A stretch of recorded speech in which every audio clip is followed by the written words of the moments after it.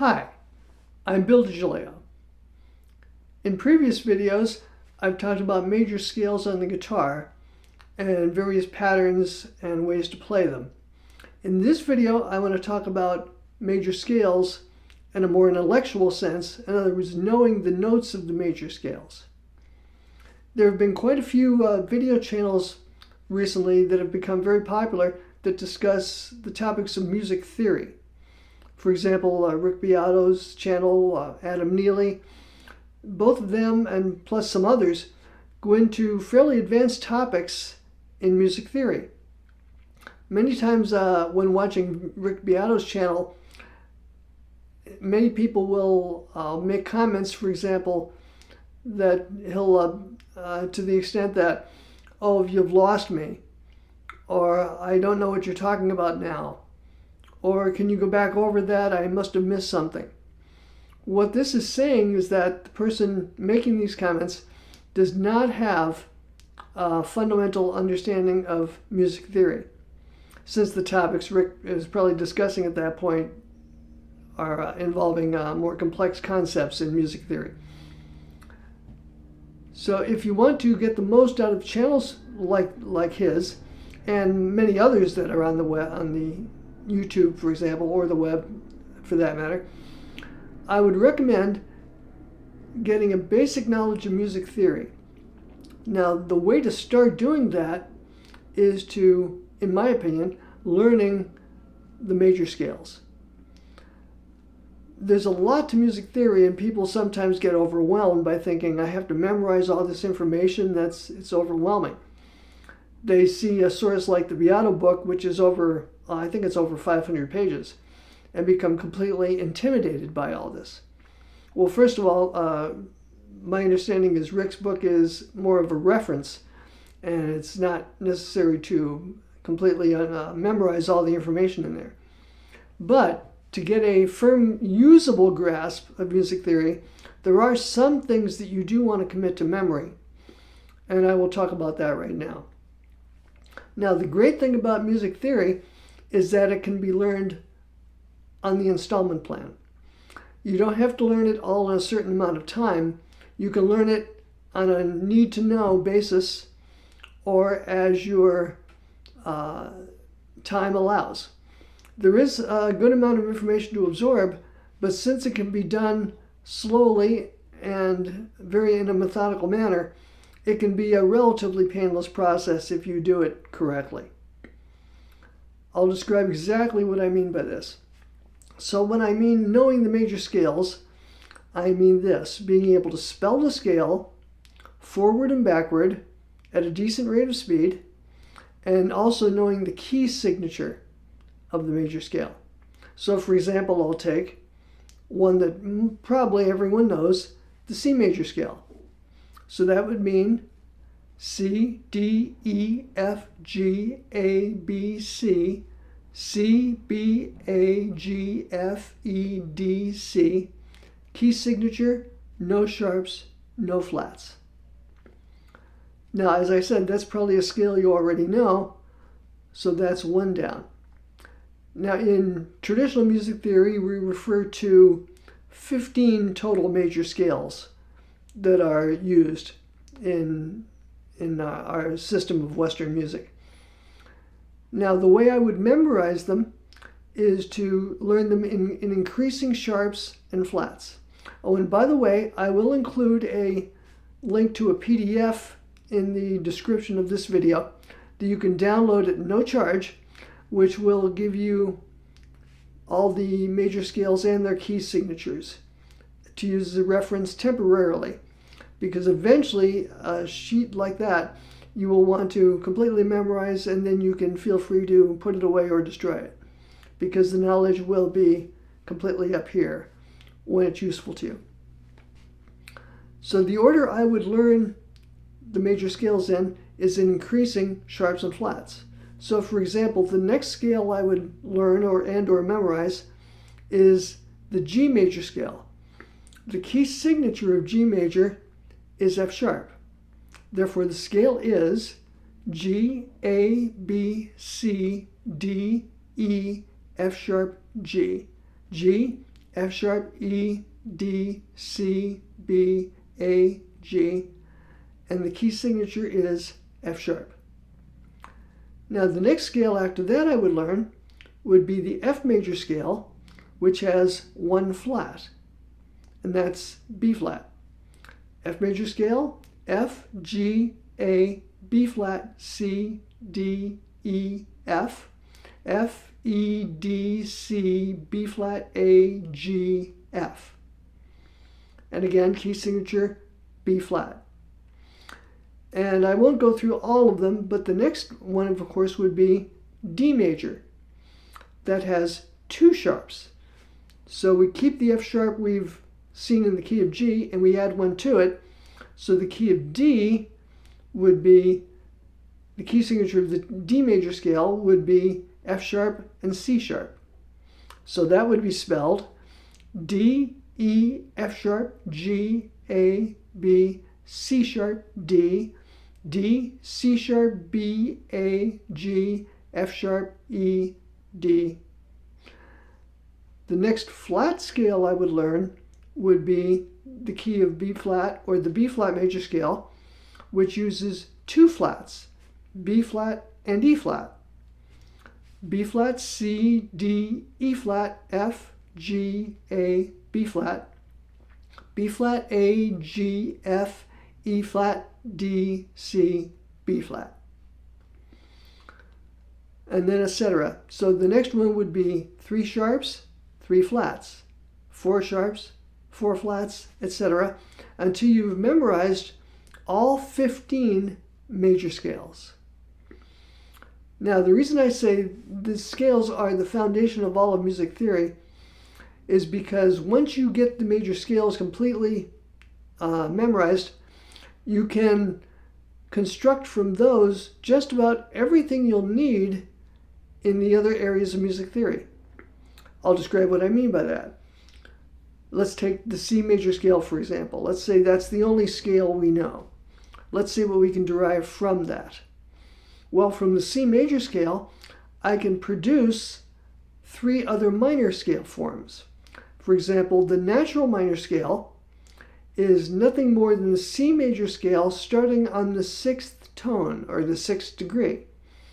So, for example, if I spell my C major scale, C, D, E, F, G, A, and of course don't be afraid to use your fingers if it helps you. I'll spell the C major scale, however, starting on A, which would be A, B, C, D, E, F, G, A. That's the A natural minor scale. Again, I just derived that from the scale I already knew.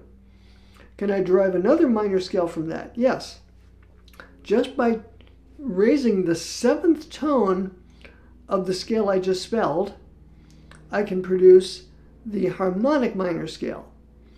So that would be A, B, C, D, E, F, G sharp, A. I just raised the 7th tone a half step. Now I can produce a further minor scale. I can produce the melodic minor by raising the 6th and 7th tones of that scale. So there again, A, B, C, D, E, F sharp, G sharp, A. So already from one scale, the C major scale, and a few other pieces of information, which I can apply to all the scales, I've produced 3 other scales, which come in quite handy, the minor scales.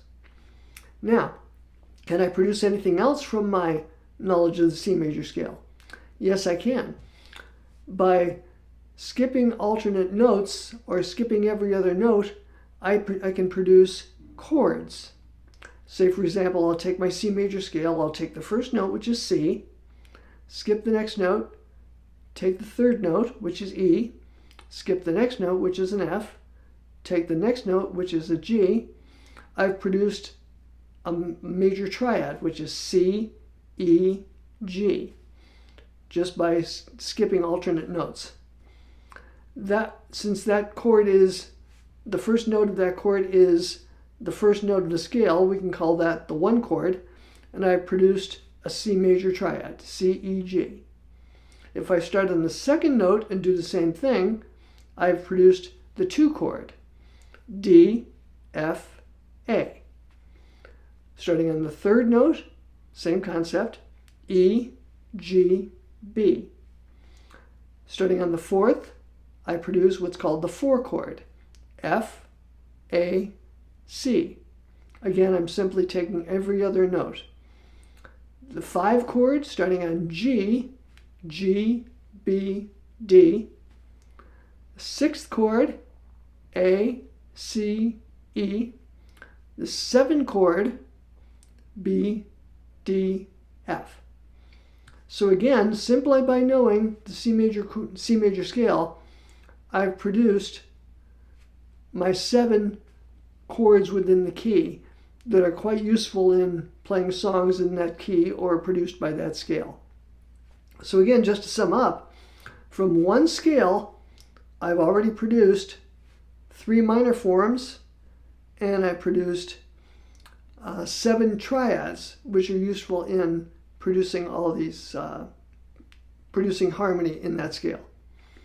Now, I can further, if I wanted to go the next step, I can produce all the modes of the major scale based on that major scale, just by starting on a different note and spelling the scale.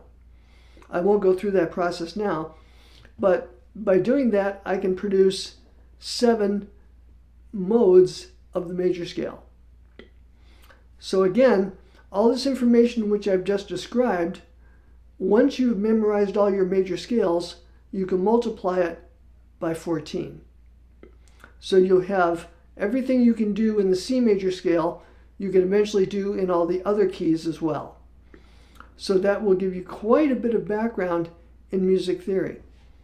Now, what you may find that you may want to do is, if you decide to get more into music theory and more advanced, not only will you want to be able to generate all this information from the major scale, you may feel that you want to memorize that as well, so you have it ready. So for example, if I'm talking about major triads, I may want to memorize those in given keys so I can refer to them quickly. Because the concept is to take this knowledge and make it useful to you, make it musically useful. It's great to know stuff intellectually, but the knowledge really comes in handy when it's at your fingertips and available for use. And to do that, it has to be completely memorized, unfortunately, in most cases. So, as I said, that would be the foundation of music theory, learning the major scales. Again, I won't go through it, but I can even get more information from major scales if I continue to pursue it. For example, I can produce many of the intervals that are needed in music theory from major scales as well, and etc. So you might want to say that the major scales are the foundation of everything that you'll need. So by learning those at whatever level or speed you can handle would be a great first step in completely getting a command of music theory. Now, the next video I'll discuss, just to give you a preview of coming attractions, would be the basics of ear training. Because once I have this knowledge on an intellectual level, the next thing I need to do is to be able to hear it and understand what's going on musically. And maybe even being able to reproduce it, either on my instrument or with my voice to some degree. That would be the benefit of ear training. And then, once I've attained my skill in ear training and I have my knowledge of music theory, all these skills work in combination to produce the skills of a mature musician that come in very handy. For example, being able to hear a piece of music and understand what's going on, being able to memorize it, being able to transpose it if necessary, being able to improvise over it, being able to arrange it for different instruments. These are all skills that come from the combination of ear training and music theory, making these very handy in a musical sense. So I hope this video has been helpful. Again, feel free to download the PDF, which I will include in the description of the video, to use as a reference when studying your major scales. Again, if you have any questions, comments, please feel free to leave them in the comment section of the video. And if you've gotten something from this, please like the video, subscribe to my channel, and share it on social media. Thanks very much. Have a great day.